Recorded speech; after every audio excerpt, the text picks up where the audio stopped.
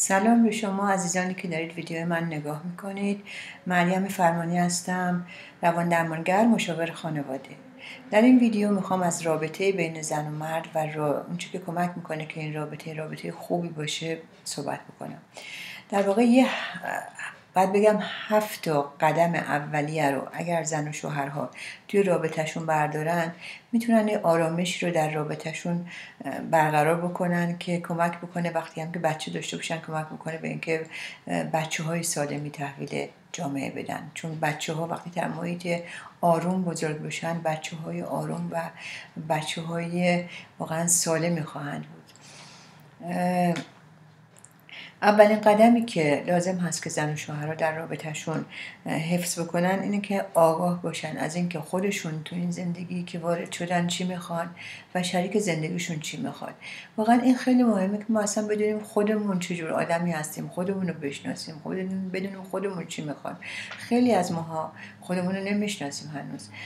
اگر از خودمون مثلا بپرسیم که خب یه تعریفی از خودت بکن، نمیتونیم. یا با اگه کسی از ما این سوال بکنه که چه جور آدمی هستی، خواسته ها چیه، چی دوست داری، چی اذیتت میکنه، برامون سخته، نمیتونیم بگیم. واقعا مهمه که ما خودمون رو بشناسیم و شاید برای این خودشناسی لازم باشه که حتی از کمک بگیریم از کسای دیگه، از کتاب بخونیم، مطالعه کنیم، ببینیم که چه جور آدمی هستیم، برای از خودمون، خواستای خودمون آگاه بشیم و بعدم از طرف مقابلمون بدونیم این طرف مقابل ما، کسی که ما داریم باش ازدواج میکنیم یا ازدواج کردیم، چجور آدمیه، اون خواسته هاش چیه، در زندگی دنبال چی هستش. و واقعا این به نظر من حتی قبل از ازدواج اگر انجام بشه خیلی کمک میکنه که در ازدواج موفقیت بیشتر باشه، آرامش بیشتر باشه. آیا مثلا ما آدم پر جنب و جوشی هستیم، مثلا آدم ماجراجویی هستیم، فرض کنید آدم اهل مطالعه هستیم، مطالعه دوست داریم، چه چیزایی اصلا ما رو عصبانی و خشمگین میکنه، چه چیزایی ما رو خوشحال میکنه. واقعا شناخت از خودمون داشته باشیم و از طرف مقابلمون. و دیگه اینکه حالا به طرف مقابل واقعا بگیم که چه انتظاراتی ازش داریم. یعنی ما اگر خودمون شناختیم خودمون که چه جور آدمی هستیم، چی میخوایم، چی خوشحالمون میکنه، چی ناراحتمون میکنه، این در واقع خیلی کمک میکنه که با طرف مقابلمون هم بتونیم بگیم و مهم اینه که واقعا اینو بگیم و مطرح کنیم. من در کار خودم با کسایی که می اومدن معلوم بودن زن و شوهرایی که با هم اختلاف داشتن ولی خواسته هاشون با هم دیگه مطرح نمی‌کردن. مثلا میگفتی که خب طرف خودش باید بدونه. مثلا خانمی فرض کنید که انتظار داره شوهرش در فلان کار خونه خسته میشه کمکش کنه، در فلان موقع کمکش کنه. بعد میگم خب دارید مثلا این کار میکنی، از همسرت کمک میخوای؟ میگه نه خب خودش داره میبینه که من دارم چقدر خسته میشم. خب واقعا شاید اون میبینه ولی اصلا به ذهنش نمیاد، الان شاید احساس نمیکنه، میبینه مثلا طوری کار میکنی. حالا اگر کسی باشیم که قول بزنیم، وقت ایراد به اون میگیرن که چرا قول میزنی، اصلا نکن.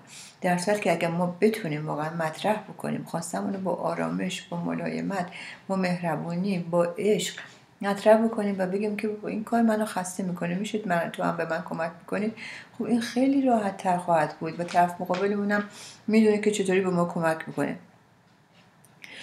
و یکی دیگه این که ما باید اینم بدونیم در ضمن که همه احتیاجات ما واقعا تو خونه برآورده نمیشه. خیلی مسائل هست که ما باید از یه منابعی بیرون کمک بگیریم. اگر دانشگاه داریم میریم به عنوان مثال، انتظار نداشته باشیم که شوهر ما نقش معلم رو بازی کنه یا برعکس همسر مثلا خانم ما توی کاری نقش معلم بازی کنه. مثلا بگیم این هومورک رو چطوری انجام بدیم، این مطلب رو چطوری بنویسیم، این کار رو چجوری بکنیم. ممکنه شوهر ما خسته است. حالا من میگم شوهر چون خیلی پیش میاد ما خانم‌ها بیشتر از آقایون کمک میگیریم. واقعا من خودم این کاری کردم، شوهرم بیچاره کردم، ازش کمک خواستم و میدونم که کار درستی نیستش. حالا شوهر من خیلی صبور بوده و با ملایمت تمام با من کمکی که ازش خواستم کرده، ولی خیلی از آقایون خستن، نمیتونن، از کار میان، یا همینطور که گفتم باز برعکس خانم ها. به هر حال فقط مسئله درس نیست، خیلی چیزای دیگه هست که ما ممکنه که نیاز داریم که کمک بگیریم، ولی واقعا این کمکی نیست که از تو خونه بتونیم بگیریم، از همسرمون بتونیم بگیریم، بلکه باید یاد بگیریم که اینو از بیرون، از جای دیگه بگیریم این کمک رو. و دیگه اینکه واقعا من در قدم قبلی گفتم که به همدیگه بگیم که خب چه انتظاراتی داریم، مثلا اگر که طرف مقابل بدونه و واقعا اگر که این طرف مقابل ما ندونه که چه انتظاراتی ازش داریم که نمیتونه برآورده کنه. ولی یه مسئله دیگه که هستش، نه تنها به طرف مقابل میگیم که چه انتظاراتی داریم و حالا حرف من واقعا نیست که همش آدم پرتوقع باشیم، انتظار داشته باشیم ما این یه دفعه خدای نکرده بد برداشت نشه. حرف من اینه که اگر یک چیزهایی، کمک‌هایی، یه مسائلی تو ذهنمون هست که می‌خوایم با همسرمون مطرح بکنیم و تو دلمون نگه نداریم بگیم خودش باید میدونست. حالا وقتی هم که این مسائل مطرح کردیم، مطلب دیگه که باید یادمون باشه اینه که طرف مقابل رو واقعا اگه کمکی که میخوایم بهش بگیم چجوری این کمک رو، شاید اون ندونه. مثلا من اگه بگم که بیا تو این کار به من کمک کن، به همسرم بگم ندونه که چطوری باید به من کمک کنه. و بعضی موقع هم چون واقعا نمیدونن همسرها چجوری کمک کنن، اون وقت اون طرف مقابل که حالا یا شوهر یا زنه میگه بابا اصلا بهتر که تو کمک نکنی، تو اگه کمک کنی بیشتر مثلا کارو خراب میکنی. یا مثلا به همسرشون خرید میخوام بکنه براشون، میخواد مثلا خرید میکنه، میگن وای وای وای مثلا این چیه خریدی، همون بهتر که خرید نکنی. خب این انتقادات طرف رو زده میکنه و واقعا هم از کمک کردنش هم اون شخص پشیمون میشه و خود شما هم از کمک خواستن پشیمون میشید. ولی یادتون باشه اگر کمکی میخواید همکاری بکنید که اون کار به نحو احسن انجام بشه و اون کمک واقعا یه کمکی در راه درست باشه.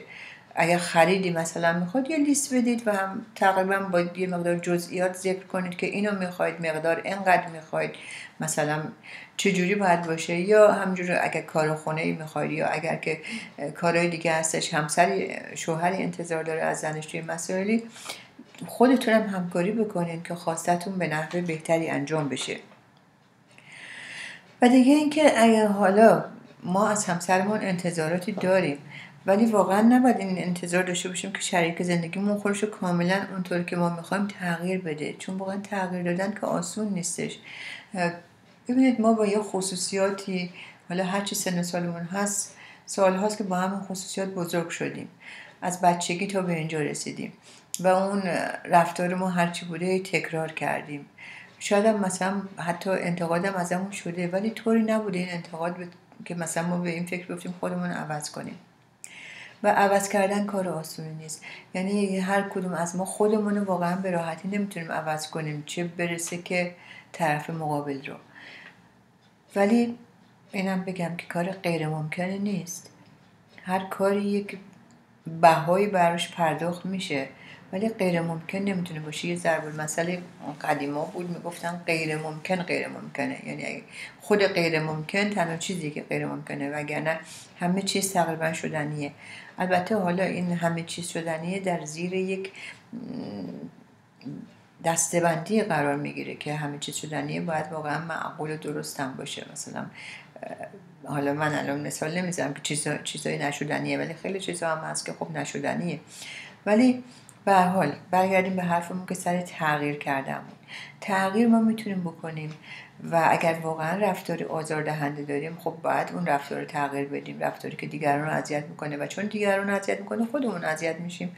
خب بهتره که این رفتار رو تغییر بدیم.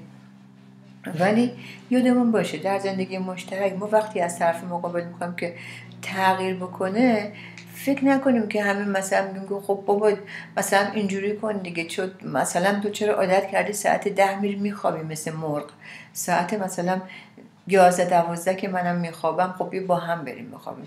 خب اگر خودت داری میگی چه عادت کردی، اگر طرف عادت کرده به این راحتی نمیتونین عادت تر کنه، ولی باهاش همکاری بکنین، ساعتتون رو به هم دیگه نزدیک بکنین. مثلا اون 10 میخوابه، شما اگر 12 میخوابی، حالا یه جوری مثلا یه نیم ساعت شما از این ور بیای، نیم ساعت ایشون از اون ور دیرتر مثلا بخوابی، یه جور به هم نزدیک بشه مثلا.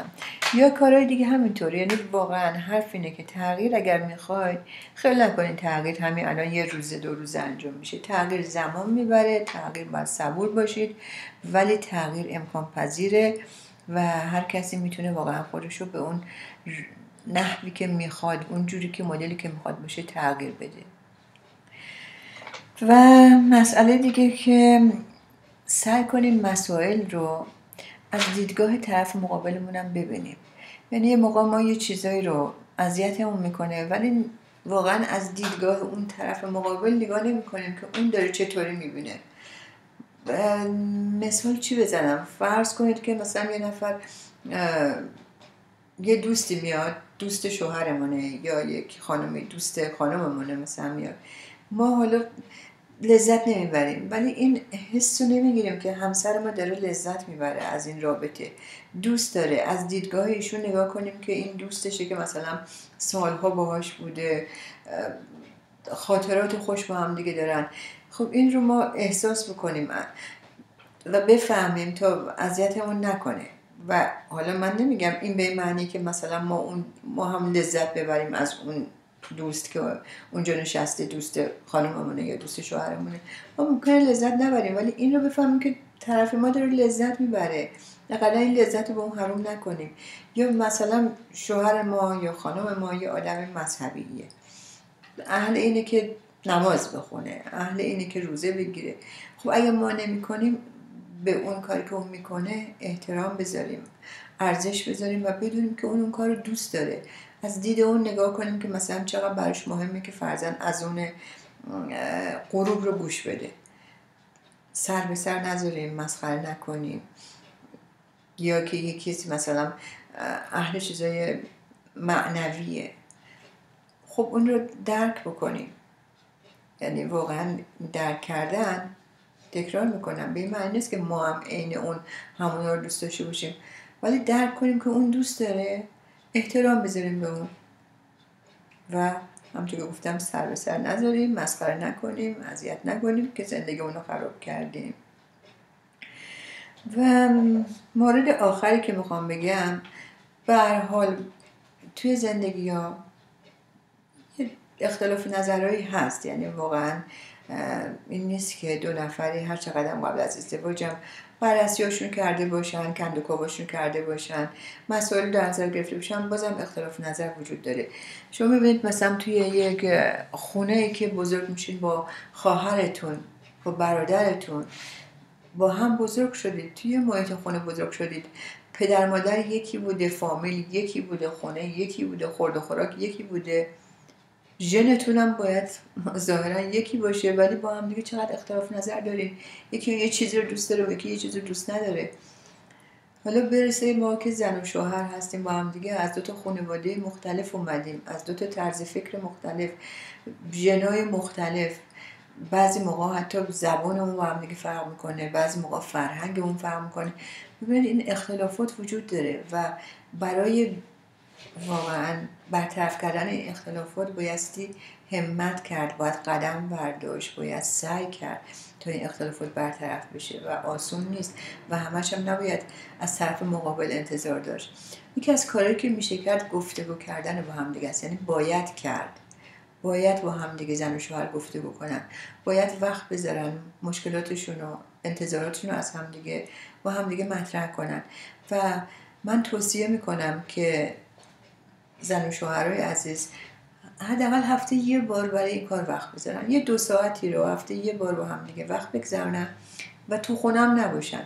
محیط خونه ممکنه باعث بشه که فکر کنن آزادی اینو دارن که صداشون رو بالا ببرن، از دست هم مثلا ناراحت شدن، خدا نکرده سمت داد میزنن، مشکلات ایجاد میشه و وقت کار بدتر میشه از این گفتگو. توصیه من اینه که بیرون از خونه برید، یه جای خوب و راحت، مثلا اگه پارک دوست دارید برید، با صفا رستوران دوست دارید برید، یه کافی شاپی دوست دارید برید، بشین ضمن که دارید چیزی هم می‌خورید و لذت ببرید، آروم آروم با هم دیگه صحبت کنین، گفتگو کنین، مسائل مطرح کنین و یادمونم باشه مسائلی که مطرح می‌کنین به صورت انتقاد نباشه. این انتقاد همیشه طرف مقابل رو به اصطلاح به دفاع وادار میکنه. وقتی انتقاد کردیم طرف فکر میکنه که بهش حمله شده بعد دفاع کنه. نه، به صورت خواسته منه. من اگر یه مسئله رو به صورتی که من یه همچین چیزی رو دوست دارم و چقدر ازت مثلا ممنونم که اگر این رو رعایت بکنی خواسته منو. تو چی دوست داری؟ من چه کار میتونم بکنم برای زندگی بهتر؟ این توصیه منه بهتون، این کارو بکنید و امیدوارم که زندگی خوب و خوشی داشته باشید. به امید گفتگو با شما در ویدیوی بعدی. خوب و خوش و سلامت باشید. خدا نگهدار.